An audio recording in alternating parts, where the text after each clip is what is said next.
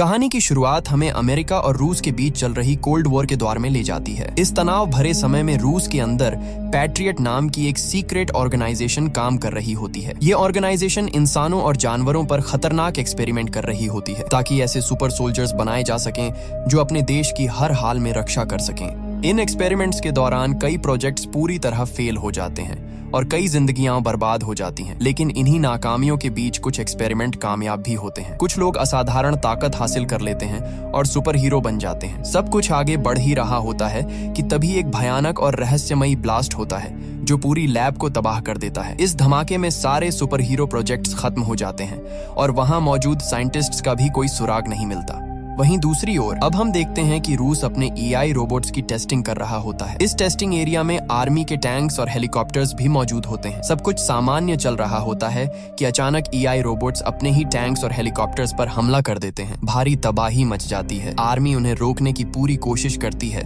लेकिन नाकाम रहती है। एआई रोबोट्स वहां मौजूद सभी आर्मी व्हीकल्स को नष्ट कर देते हैं और टेस्टिंग करा रहे आर्मी ऑफिसर्स और टेक्नीशियंस को भी मार देते हैं। इस घटना के बाद हम डॉक्टर एवलगस को देखते हैं जो पहले पैट्रियट ऑर्गेनाइजेशन के एक साइंटिस्ट थे। अब उन्होंने खुद पर एक्सपेरिमेंट करके अपने आप को एक साइबॉर्ग में बदल लिया है। उनकी सबसे खतरनाक ताकत यह है कि वह मशीनों को अपने दिमाग से कंट्रोल कर सकते हैं। इन्हीं शक्तियों का इस्तेमाल करके डॉक्टर एवलगस इन एआई रोबोट्स को कंट्रोल करता है और यह पूरा हमला करवाता है। इसके बाद डॉक्टर एवलगस सभी एआई रोबोट्स को अपने साथ लेकर वहां से चला जाता है। इसके बाद हमें मिनिस्ट्री ऑफ डिफेंस में मेजर जनरल निकोलाई को दिखाया जाता है जिन्होंने इस पूरे हादसे से जुड़ी जानकारी को लेकर एक इमरजेंसी मीटिंग बुलाई होती है। मीटिंग के दौरान मेजर निकोलाई बताते हैं कि सन 1940 में डॉक्टर एवलगस पैट्रियट ऑर्गेनाइजेशन के टेक्निकल डिपार्टमेंट के हेड हुआ करते थे। उस समय एवलगस मॉडल 1 नाम के एक प्रोजेक्ट पर काम कर रहे थे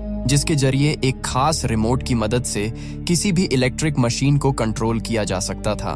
लेकिन यह एक्सपेरिमेंट पूरी तरह फेल हो जाता है जिस वजह से पैट्रियट ऑर्गेनाइजेशन उनके प्रोजेक्ट को बंद कर देती है। यही बात डॉक्टर एवलगस के अंदर नफरत की वजह बन जाती है। धीरे धीरे वह पैट्रियट के हेड प्रोफेसर विक्टर से जलने लगते हैं क्योंकि विक्टर इंसानों को सुपर हीरो बनाने वाले प्रोजेक्ट पर काम कर रहे थे और उन्हें लगातार सफलता मिल रही थी। इसी जलन और गुस्से में डॉक्टर एवलगस अपने एक्सपेरिमेंट को पूरा करने के लिए विक्टर की रिसर्च चुराने का फैसला करता है। इस दौरान कई लोग मारे जाते हैं और आखिरकार इस अपराध की वजह से डॉक्टर एवलगस को जेल भेज दिया जाता है। लेकिन जेल भी उसे ज्यादा समय तक नहीं रोक पाती। कुछ समय बाद वह किसी तरह जेल से भाग निकलता है और जाकर अपनी पुरानी लैब में छुप जाता है। जब मिलिट्री को इसकी खबर मिलती है तो वह डॉक्टर एवलगस को पकड़ने के लिए उसकी लैब पर रेड करने जाती है, मगर एवलगस को पहले से ही अंदाजा होता है कि मिलिट्री वहां जरूर पहुंचेगी, इसलिए वह लैब में पहले ही एक बम प्लांट कर देता है। जैसे ही मिलिट्री लैब में दाखिल होती है जोरदार धमाका होता है। पूरा इलाका तबाह हो जाता है और वहां मौजूद सभी मिलिट्री पर्सनल मारे जाते हैं। लैब पूरी तरह से डिस्ट्रॉय हो जाती है। इस एक्सप्लोजन के बाद मिनिस्ट्री ऑफ डिफेंस को यही लगता है कि शायद डॉक्टर एवलगस भी इस धमाके में मारा गया है, लेकिन हकीकत इससे बिल्कुल अलग होती है। डॉक्टर एवलगस किसी तरह जिंदा बच जाता है। इतना ही नहीं, इस धमाके से निकले खतरनाक केमिकल्स उसके शरीर को पूरी तरह बदल देते हैं। इसी के बाद डॉक्टर एवलगस खुद पर आखिरी और सबसे खतरनाक एक्सपेरिमेंट करता है और खुद को एक साइबॉर्ग में बदल लेता है। अब मिनिस्ट्री ऑफ डिफेंस एक बड़ा फैसला लेती है। वे उन सुपर हीरोज को ढूंढने का निर्णय लेते हैं जो पहले डॉक्टर एवलगस के एक्सपेरिमेंट्स से बनाए गए थे ताकि उन्हीं की मदद से डॉक्टर एवलगस को रोका जा सके। वहीं दूसरी ओर हम डॉक्टर एवलगस को देखते हैं जो अलग अलग जगहों से मिलिट्री व्हीकल्स और इक्विपमेंट्स चुरा रहा होता है। इसी बीच मीटिंग खत्म होने के बाद ministry of defence secret organisation Patriot को दोबारा से एक्टिव करने का फैसला लेती है। इस बार पैट्रियट की कमान मेजर एलिना लेरिना को सौंपी जाती है। मेजर एलिना अपनी टीम बनाती है और सुपर हीरोज को ढूंढने का मिशन शुरू करती है जिसे नाम दिया जाता है गार्डियंस। थोड़ी रिसर्च के बाद टीम को सुपर हीरोज की लोकेशंस का पता चल जाता है जिसके बाद मिलिट्री उन्हें खोजने के लिए निकलती है। सबसे पहले वे लर नाम के सुपर हीरो तक पहुंचते हैं जो आर्मेनिया के एक पुराने टेम्पल में रहता होता है। अब वह दुनिया से कट चुका होता है और एक सन्यासी की तरह जिंदगी जी रहा होता है। मेजर एलिना वहां पहुंचकर उससे बात करती है और उसे पैट्रियट प्रोजेक्ट में वापस आने के लिए कहती है, लेकिन लर साफ मना कर देता है। गुस्से और दर्द के साथ वह अपनी ताकत दिखाता है और वहां पड़े भारी पत्थरों को हवा में उड़ा देता है जिससे माहौल एक बार फिर तनाव से भर जाता है। मगर जब एलिना लर को डॉक्टर एवलगस और हाल ही में मिलिट्री ट्रेनिंग बेस पर हुए हमले के बारे में बताती है तो लर का रवैया बदल जाता है। डॉक्टर एवलगस्ट का नाम सुनते ही उसके चेहरे पर गुस्सा साफ नजर आने लगता है। आखिरकार वह पैट्रियट प्रोजेक्ट में काम करने के लिए मान जाता है, क्योंकि अब वह डॉक्टर एवलगस्ट से बदला लेना चाहता होता है। इसके बाद हम खान नाम के एक और सुपर हीरो को देखते हैं। कुछ एजेंट्स उस पर अपनी कारों से हमला कर रहे होते हैं, लेकिन खान के पास सुपर स्पीड और घातक सुपर ब्लेड्स की ताकत होती है। वह पलक झपकते ही उन कारों के बीच पहुंच जाता है और अपनी ब्लेड्स से कारों को बीच से काट देता है। कुछ ही पलों में सभी एजेंट्स मारे जाते हैं। इसके बाद खान सामने खड़े लर को देखता है। लर उसे डॉक्टर एवलगस्ट से बदला लेने के लिए अपने साथ चलने को कहता है। खान एक पल सोचता है और फिर बिना कुछ कहे उसके साथ जाने के लिए तैयार हो जाता है। दूसरी ओर कहानी हमें साइबेरिया ले जाती है, जहां मिलिट्री तीसरे सुपर हीरो को ढूंढने पहुंची होती है। यह सुपर हीरो आर्सस होता है, जो एक अबैंडन्ड केबिन में रह रहा होता है। जैसे ही आर्सस मिलिट्री को देखता है, वह अपने बीस्ट फॉर्म में बदल जाता है। उसका रूप एक खतरनाक जानवर जैसा हो जाता है। आर्सस मिलिट्री पर हमला कर देता है और उन्हें मारना शुरू कर देता है।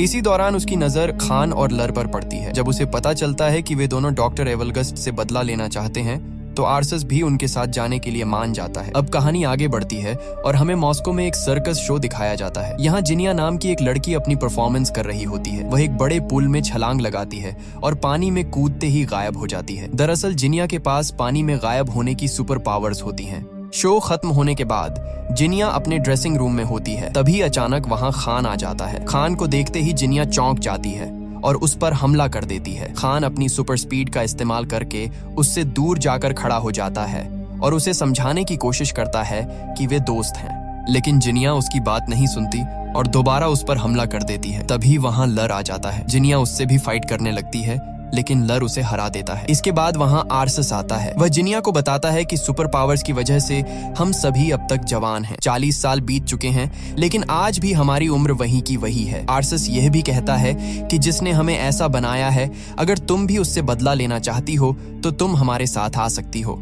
इसके बाद सभी लोग हेडक्वार्टर पहुंच जाते हैं। वहां जिनिया उन्हें बताती है कि उसे सिर्फ सन 1978 तक की ही मेमोरी याद है। उसके बाद का सब कुछ उसके दिमाग से मिट चुका है। वह बताती है कि डॉक्टर्स ने उसे शिवास्तुपुल के पास पाया था, लेकिन कोई भी उसकी पहचान नहीं कर सका। उसके हाथ में पहनी एक रिंग से ही उसका नाम पता चला था। डॉक्टर्स ने उससे कहा था कि वक्त के साथ उसकी याददाश्त वापस आ सकती है, लेकिन अब तक ऐसा नहीं हुआ है। जिनिया यह भी बताती है कि उसकी उम्र न बढ़ने की वजह से उसे जिंदगी में कई मुश्किलों का सामना करना पड़ा है। उसे बार बार अपनी लोकेशन बदलनी पड़ी ताकि लोग उस पर शक न करें और वह लोगों की नजरों से दूर रह सके। इसके बाद जिनिया अपनी पावर्स के बारे में बताती है। वह पानी में गायब हो सकती है और हालात के हिसाब से अपने शरीर का टेम्परेचर भी बदल सकती है। उनकी बातचीत अभी चल ही रही होती है कि तभी एलेना की टीम का एक मेंबर वहां आता है और बताता है कि उन्होंने डॉक्टर एवगस्ट की लोकेशन ट्रेस कर ली है। डॉक्टर एवगस्ट एक जंक यार्ड में मौजूद है, जिसे वह अपने कमांड सेंटर की तरह इस्तेमाल कर रहा है। ये खबर सुनते ही सभी सुपर हीरो जंक यार्ड पहुंच जाते हैं। वहां तेज बारिश शुरू हो जाती है। बारिश का फायदा उठाकर जिनिया पानी में गायब हो जाती है और बिना डरे आगे बढ़ने लगती है। वहीं बाकी चारों अलग अलग दिशाओं में बंटकर डॉक्टर एवगस्ट को ढूंढने लगते हैं। इसी बीच अचानक हेडक्वार्टर से उनका सिग्नल टूट जाता है। उधर डॉक्टर एवगस्ट के गार्ड्स जिनिया को देख लेते हैं, क्योंकि एवगस्ट ने अपने गार्ड्स को एक्स्ट्रा विजन दे रखा होता है। वे जिनिया के बॉडी टेम्परेचर से उसकी लोकेशन पकड़ लेते हैं और सुपर वेपन से वहीं उसे फ्रीज कर देते हैं। दूसरी ओर खान और आर्सस अपनी सुपर पावर्स का इस्तेमाल करते हुए गार्ड्स पर टूट पड़ते हैं और एक एक करके उन्हें मारने लगते हैं। लेकिन जैसे ही खान कुछ पल के लिए रुकता है, एक सिपाही मौके का फायदा उठाकर उस पर इंजेक्शन शूट कर देता है। इंजेक्शन लगते ही खान बेहोश हो जाता है। वहीं आर्सस को भी डॉक्टर एवगस्ट के गार्ड्स चालाकी से फंसाकर पकड़ लेते हैं। दूसरी तरफ लर अपने शरीर को पत्थरों से कवर कर लेता है। वह अपने दोनों हाथ एक साथ जमीन पर मारता है, जिससे वहां हल्का सा भूकंप आ जाता है। इसके बाद वह कई सिपाहियों को मार देता है। तभी डॉक्टर एवगस्ट खुद वहां आ जाता है। लर उस पर पत्थरों से हमला करता है और दोनों के बीच जबरदस्त फाइट शुरू हो जाती है।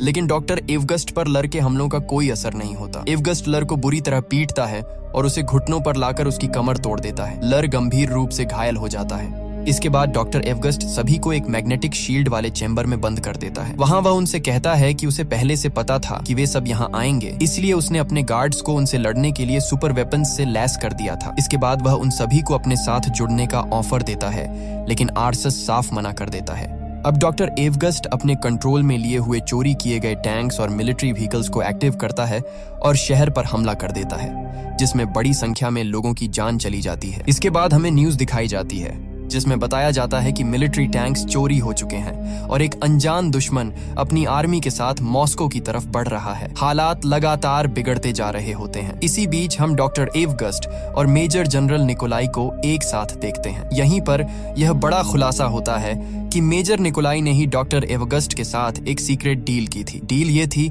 कि अगर मेजर निकोलाई सारे सुपर हीरोज को एवगस्ट के हवाले कर देगा तो एवगस्ट किसी भी चीज को अपने कंट्रोल में नहीं लेगा। लेकिन डॉक्टर एवगस्ट मेजर निकोलाई की बात नहीं मानता। वह अपनी असली मंशा दिखाते हुए मेजर निकोलाई को बेरहमी से मार देता है। असल में डॉक्टर एवगस्ट का मकसद सिर्फ बदला नहीं बल्कि पूरी दुनिया को अपने कंट्रोल में लेना होता है। इसके लिए वह एक विशाल टावर को उखाड़कर हेलीकॉप्टर्स की मदद से फेडरेशन टावर के पास ले जाता है। उसका प्लान दोनों टावर्स को आपस में जोड़कर रशियन सैटेलाइट को सिग्नल भेजना होता है। जैसे ही यह सिस्टम एक्टिव होगा, सारी सैटेलाइट्स उसके कंट्रोल में आ जाएंगी और फिर दुनिया की कोई भी मशीन उससे बच नहीं पाएगी। इसी दौरान मेजर एलेना कमांड सेंटर से लर को हेडक्वार्टर ले आती है। जब लर को होश आता है तो वह मेजर एलेना को बताता है कि बेहोशी की हालत में उसने अपनी बेटी को देखा था। उसने अपनी बेटी को बूढ़ा होते और अपनी आंखों के सामने मरते हुए देखा। सुपर पावर्स की वजह से उसकी उम्र नहीं बढ़ी, लेकिन उसकी बेटी वक्त के साथ बूढ़ी होती चली गई। यह याद उसे अंदर से तोड़ चुकी होती है। कुछ ही देर बाद प्रोफेसर विक्टर मेजर एलेना से मिलने आते हैं। वह बताते हैं कि वह कई सालों से छुप कर रह रहे थे, लेकिन जब उन्होंने न्यूज में एवगस्ट को देखा तो उन्हें वापस आना पड़ा। विक्टर कहता है कि एवगस्ट को हराने के लिए उनकी मदद बेहद जरूरी है। वह तुरंत लर का इलाज शुरू कर देता है और मेजर एलिना को एवगस्ट की लैब के बारे में जरूरी जानकारी देता है।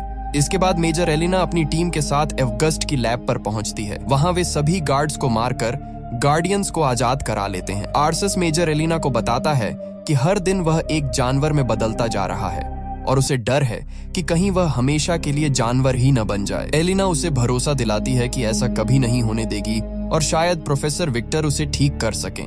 उधर हम प्रोफेसर विक्टर को एवगस्ट की लैब में उसके प्रोजेक्ट्स की स्टडी करते हुए देखते हैं। तभी अचानक वहां डॉक्टर एवगस्ट आ जाता है। विक्टर उसे देखते ही कहता है कि उसने उसके साथ धोखा किया है और सुपर हीरो प्रोजेक्ट पर अकेले काम करके उसके साथ गलत किया है। एवगस्ट गुस्से में कहता है कि अब वह पूरी दुनिया को बताएगा कि असली जीनियस कौन है। यह कहकर वह वहां जहरीली गैस छोड़ देता है और चला जाता है, जिससे विक्टर बेहोश हो जाता है। इसके बाद डॉक्टर एवगस्ट दोनों टावर्स को जोड़कर स्पेस ट्रांसमीटर को सेट करता है। जैसे ही वह सिस्टम को एक्टिव करता है, मेजर एलिना और उसकी टीम को इसकी जानकारी मिल जाती है। मेजर एलिना तुरंत फाइटर जेट्स को डॉक्टर एवगस्ट पर हमला करने का आदेश देती है, लेकिन डॉक्टर एवगस्ट अपनी रोबोट आर्मी की मदद से सभी फाइटर जेट्स को तबाह कर देता है।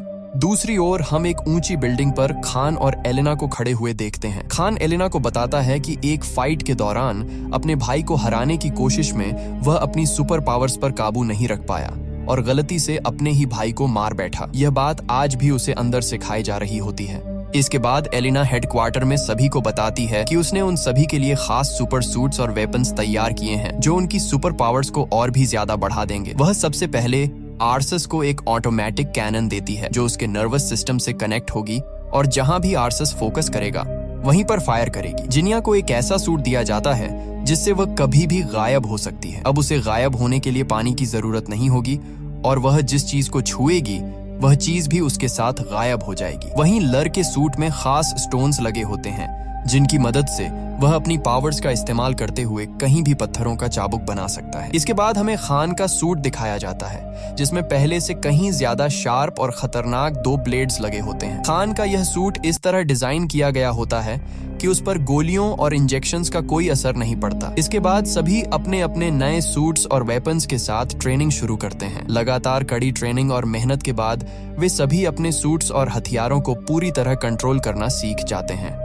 वहीं दूसरी ओर डॉक्टर एवगस्ट रशियन सैटेलाइट को सिग्नल भेजने के लिए दोनों टावर्स को चार्ज कर रहा होता है। उसका प्लान साफ होता है। जैसे ही स्पेस ट्रांसमीटर एक्टिव होगा, सैटेलाइट को सिग्नल भेज दिया जाएगा। इन सब को रोकने के लिए गार्डियंस के पास अब सिर्फ 1 घंटे का समय बचा होता है।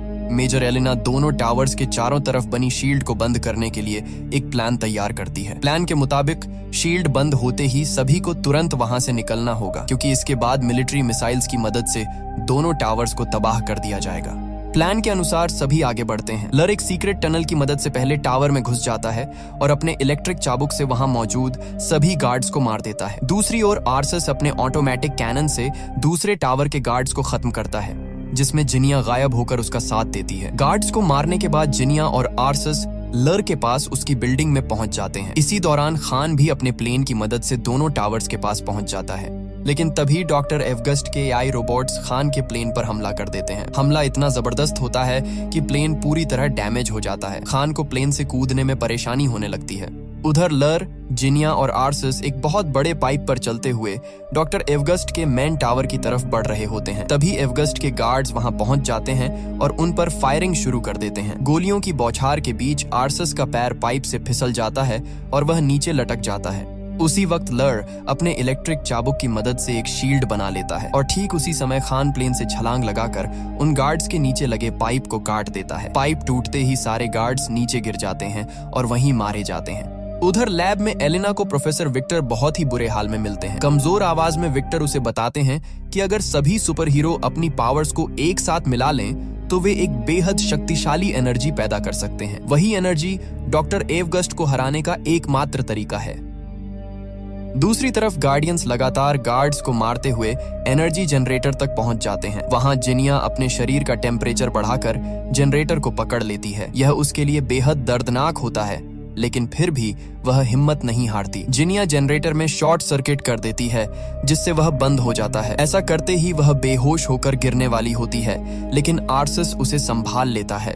जनरेटर बंद होते ही उस टावर की शील्ड हट जाती है। यह देखकर एलिना और उसकी टीम खुश हो जाती है। वे तुरंत उस टावर पर मिसाइल अटैक का आदेश देना चाहते हैं, लेकिन एलिना उनसे गार्डियंस के बाहर निकलने तक थोड़ा समय मांगती है। इसी दौरान गार्डियंस सीधे डॉक्टर एवगस्ट से लड़ने चले जाते हैं। आर्सस उस पर अपने कैनन से फायर करने ही वाला होता है, लेकिन एवगस्ट उसकी मशीन को कंट्रोल करके बंद कर देता है। इसके बाद लर अपने इलेक्ट्रिक चाबुक से हमला करता है, मगर एवगस्ट उसका चाबुक पकड़कर उसे दूर फेंक देता है। खान भी उस पर अटैक करता है, लेकिन एवगस्ट उसे भी हवा में उछालकर दूर गिरा देता है। तभी जिनिया अपनी पावर से लर को गायब कर देती है। लर अचानक सामने आकर अपने इलेक्ट्रिक चाबुक से एवगस्ट को पकड़ लेता है। खान दोबारा हमला करने की कोशिश करता है, लेकिन एवगस्ट अपनी एनर्जी से चाबुक को तोड़ देता है और सभी को एक साथ दूर फेंक देता है। आर्सस अपने बीस्ट मोड में आकर एवगस्ट पर हमला करता है, लेकिन अब एवगस्ट इतना पावरफुल हो चुका होता है कि वह एक ही मुक्के में आर्सस को नीचे गिरा देता है। इसी बीच खान की नजर ऊपर उड़ रहे एक प्लेन पर पड़ती है। वह अपने दोनों ब्लेड्स को रस्सी से जोड़कर प्लेन पर फेंकता है और उसी के सहारे उड़ते हुए आगे बढ़ने लगता है। तभी मिलिट्री दोनों टावर्स पर मिसाइल लॉन्च कर देती है, लेकिन टावर्स तक पहुंचने से पहले ही एवगस्ट उन्हें कंट्रोल करके आसमान में ही नष्ट कर देता है। इसके बाद एवगस्ट उस प्लेन को भी अपने कंट्रोल में ले लेता है और उसे नीचे गिराने ही वाला होता है। तभी खान रस्सी काट देता है और सभी नीचे नदी में गिर जाते हैं। वहां मेजर एलिना उन्हें वही बात बताती है जो विक्टर ने कही थी। अगर वे सभी अपनी पावर्स को एक साथ मिला लें तो वे इतनी ज्यादा एनर्जी बना सकते हैं जो डॉक्टर एवगस्ट को हरा सकती है। गार्डियंस ऐसा ही करते हैं और अपनी सारी पावर्स लर को ट्रांसफर कर देते हैं। लर के अंदर इतनी जबरदस्त एनर्जी जमा हो जाती है कि जब वह उसे टावर्स की तरफ छोड़ता है तो वहां एक भयानक ब्लास्ट होता है। दोनों टावर्स पूरी तरह तबाह हो जाते हैं और डॉक्टर एवगस्ट भी मारा जाता है। इसके बाद न्यूज में दिखाया जाता है कि मॉस्को को मिलिट्री ने एक अनजान दुश्मन से बचा लिया है। असल में गार्डियंस की पहचान अभी तक पब्लिक नहीं की गई होती है। सब कुछ खत्म होने के बाद एलिना सभी गार्डियंस को धन्यवाद कहती है। इसी हादसे के बाद जिनिया की याददाश्त भी वापस आ जाती है। अब सभी वहां से जाने लगते हैं, लेकिन तभी मेजर एलिना उन्हें बताती है कि बाकी के गार्डियंस भी मिल गए हैं और इसी के साथ ये फिल्म यहीं पर खत्म हो जाती है। हम उम्मीद करते हैं कि आपको यह सुपर हीरो फैंटेसी मूवी पसंद आई होगी। बाकी अगर आप ऐसी और मूवीज देखना चाहते हैं तो कमेंट बॉक्स में उनके नाम जरूर सजेस्ट करें। हम कोशिश करेंगे कि उनमें से बेस्ट मूवीज को चुनकर जल्दी वीडियो बनाएं। फिलहाल आज के वीडियो में बस इतना ही, लेकिन हम फिर जरूर मिलेंगे एक नई और इंटरेस्टिंग कहानी के साथ। तब तक के लिए धन्यवाद।